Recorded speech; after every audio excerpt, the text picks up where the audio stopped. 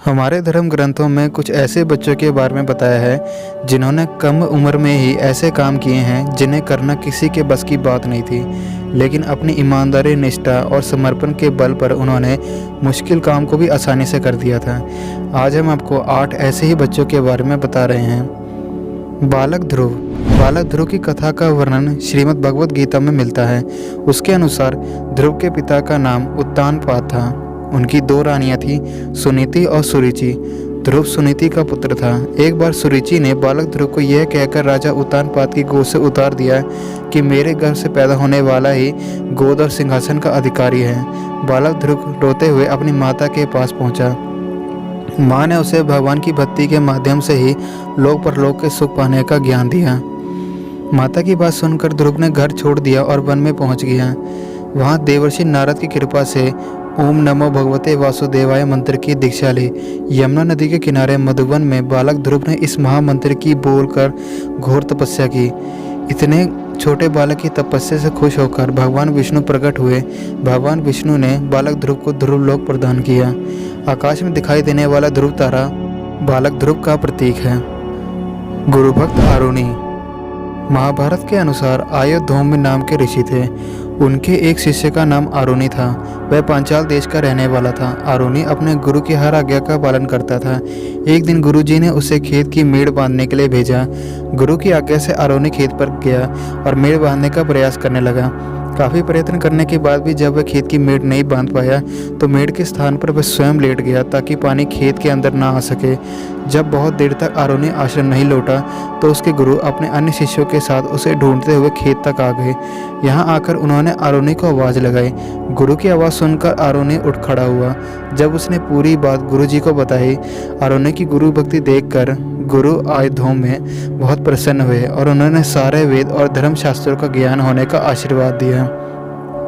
परम ज्ञानी अष्टावक्र। प्राचीन काल में कहोड नामक एक ब्राह्मण थे। उनकी पत्नी का नाम सुजाता था। समय आने पर सुजाता गर्भवती हुई। एक दिन जब कहोड वेद पाठ कर रहे थे तभी सुजाता के गर्भ में स्थित शिशु बोला, पिताजी आप रात भर वेद पाठ करते हैं किंतु वे ठीक से नहीं होता। गर्भस्थ शिशु के इस प्रकार कहने पर कहोड क्रोधित होकर बोले कि तू पेट में ही ऐसी टेढ़ी मेढ़ी बातें करता है, इसलिए तू 8 स्थानों से टेढ़ा पैदा होगा। इस घटना के कुछ दिन बाद कहोड राजा जनक के पास धन की इच्छा से गए। वह बंदी नामक विद्वान से शास्त्रार्थ में हार गए। नियमानुसार उन्हें जल में डुबा दिया गया। कुछ दिन बाद अष्टावक्र का जन्म हुआ किंतु उसकी माता ने उसे कुछ भी नहीं बताया। जब अष्टावक्र 12 वर्ष का हुआ तब एक दिन उसने अपनी माता से पिता के बारे में पूछा। तब माता ने उसे पूरी बात सच सच बता दी। अष्टावक्र भी राजा जनक के पास दरबार में शास्त्रार्थ करने के लिए गया। वहाँ अष्टावक्र और बंदी का शास्त्रार्थ हुआ जिसमें अष्टावक्र ने उसे पराजित कर दिया। अष्टावक्र ने राजा से कहा कि बंदी को भी नियमानुसार जल में डुबा देना चाहिए। तब बंदी ने बताया कि वह जल के स्वामी वरुण देव का पुत्र है। उसने जितने भी विद्वानों को शास्त्रार्थ में हराकर जल में डुबाया है वह सभी वरुण लोक में हैं। उसी समय जल में डूबे हुए सभी ब्राह्मण पुनः बाहर आ गए। अष्टावक्र के पिता कहोड भी जल से निकल आए। अष्टावक्र के विषय में जानकर उन्हें बहुत प्रसन्नता हुई और पिता के आशीर्वाद से अष्टावक्र का शरीर सीधा हो गया। आस्तिक। महाभारत के अनुसार आस्तिक ने ही राजा जन्मेजय के सर्प यज्ञ को रुकवाया था। आस्तिक के पिता जरत्कायु ऋषि थे। उनकी माता का नाम जरत्कायु था। आस्तिक की माता नागराज वासुकी की बहन थी। जब राजा जन्मेजय को पता चला कि उनके पिता की मृत्यु तक्षक नाग के काटने पर हुई थी तो उन्होंने सर्प यज्ञ कराने का निर्णय लिया। उस यज्ञ में दूर दूर से भयानक सर्प आकर गिरने लगे। जब यह बात नागराज वासुकी को पता चली तो उन्होंने आस्तिक से यह यज्ञ रुकवाने को कहा। आस्तिक यज्ञ स्थल पर जाकर ज्ञान की बातें करने लगे, जिसे सुनकर राजा जन्मेजय बहुत प्रसन्न हुए। जन्मेजय ने आस्तिक को वरदान मांगने के लिए कहा। तब आस्तिक ने राजा से सर्प यज्ञ बंद कराने के लिए निवेदन किया।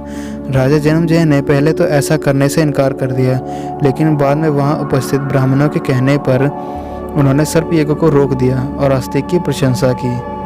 भक्त प्रहलाद। बालक प्रहलाद की कथा का वर्णन श्रीमद् भगवद गीता में मिलता है। प्रहलाद के पिता हिरण्यकशिपु दैत्यों के राजा थे। वह भगवान विष्णु को अपना शत्रु मानते थे। परंतु प्रहलाद भगवान विष्णु का परम भक्त था। जब यह बात हिरण्यकशिपु को पता चली तो उसने प्रहलाद पर अनेक अत्याचार किए, लेकिन फिर भी प्रहलाद की ईश्वर भक्ति कम न हुई। अंत में स्वयं भगवान विष्णु प्रहलाद की रक्षा के लिए नरसिंह अवतार लेकर प्रकट हुए। नरसिंह भगवान ने हिरण्यकशिपु का वध कर दिया और प्रहलाद को अपनी गोद में बिठाकर प्रेम किया। गुरु भक्त उपमन्यु। गुरु आधोमे के एक शिष्य का नाम उपमन्यु था। वह बड़ा गुरु भक्त था। गुरु की आज्ञा से वह रोज गायें चराने जाता था। एक दिन गुरु ने उससे पूछा कि तुम अन्य शिष्यों से मोटे और बलवान दिख रहे हो, तुम क्या खाते हो? तब उपमन्यु ने बताया, मैं भिक्षा मांगकर ग्रहण करता हूँ। गुरु ने उससे कहा कि मुझसे निवेदन किए बिना तुम्हें भिक्षा का अन्न नहीं खाना चाहिए। उपमन्यु ने गुरुजी की बात मान ली। कुछ दिनों बाद पुनः गुरुजी ने उपमन्यु से वही प्रश्न पूछा तो उसने बताया कि गायों का दूध पीकर वह अपनी भूख मिटाता है। तब गुरुजी ने उसे ऐसा करने से भी मना कर दिया, लेकिन इसके बाद भी उपमन्यु के पहले जैसे दिखने पर गुरुजी ने उससे पुनः वही प्रश्न पूछा। तब उपमन्यु ने बताया कि बछड़े की गाय का दूध पीकर जो फेन झाग उगल देते हैं वह उसका सेवन करता है। गुरु आयुधोमे ने उसे ऐसा करने से भी मना कर दिया। जब उपमन्यु के सामने खाने पीने के सभी रास्ते बंद हो गए तब उसने एक दिन भूख से व्याकुल होकर आंकड़े के पत्ते खाने लग गया। वह पत्ते जहरीले थे। उन्हें खाकर उपमन्यु अंधा हो गया और वन में जाकर भटकने लगा। दिखाई ना देने पर उपमन्यु एक कुएं में गिर गया। जब उपमन्यु शाम तक आश्रम नहीं लौटा तो गुरु अपने शिष्यों के साथ उसे ढूंढने वन में पहुंचे। वन में जाकर गुरुजी ने उसे आवाज़ लगाई।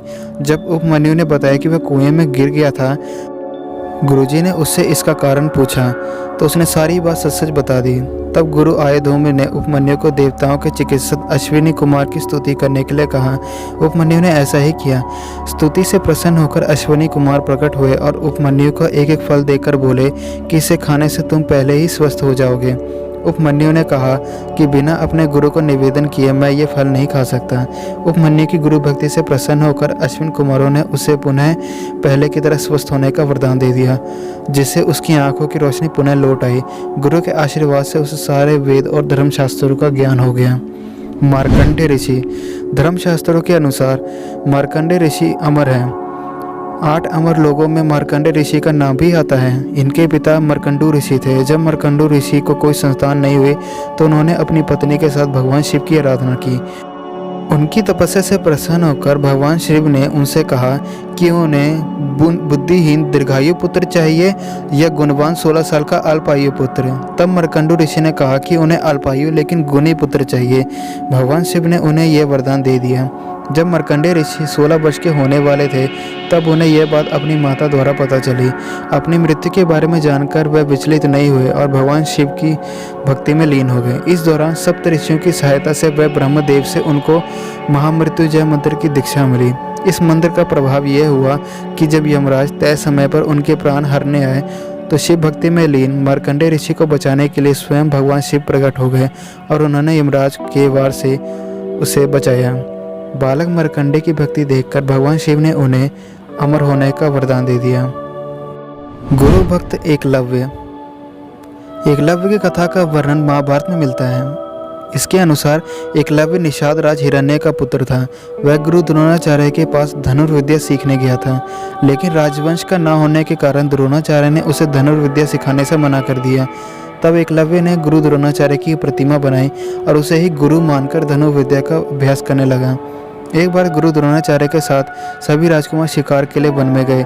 उस वन में एकलव्य अभ्यास कर रहा था। अभ्यास के दौरान एक कुत्ते के भौंकने पर एकलव्य ने अपने बालों से कुत्ते का मुंह सील दिया। जब द्रोणाचार्य व राजकुमारों ने कुत्ते को इस हाल में देखा तो वह उस धनुर्धर को ढूंढने लगे जिसने इतनी कुशलता से बाण चलाए थे।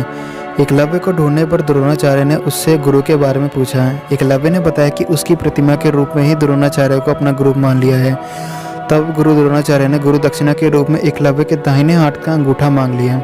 एकलव्य ने बिना कुछ सोचे अपने दाहिने हाथ का अंगूठा गुरु द्रोणाचार्य को दे दिया। तो ये थे कुछ ऐसे 8 बालक जिन्होंने अपने बचपन में ही कुछ ऐसे कारनामे कर दिए थे जिन्हें बड़े बड़े भी नहीं कर सकते थे। तो आपको ये वीडियो कैसी लगी हमें कमेंट सेक्शन में ज़रूर बताइए और वीडियो को लाइक कीजिए और शेयर कीजिए। Thanks for watching my video.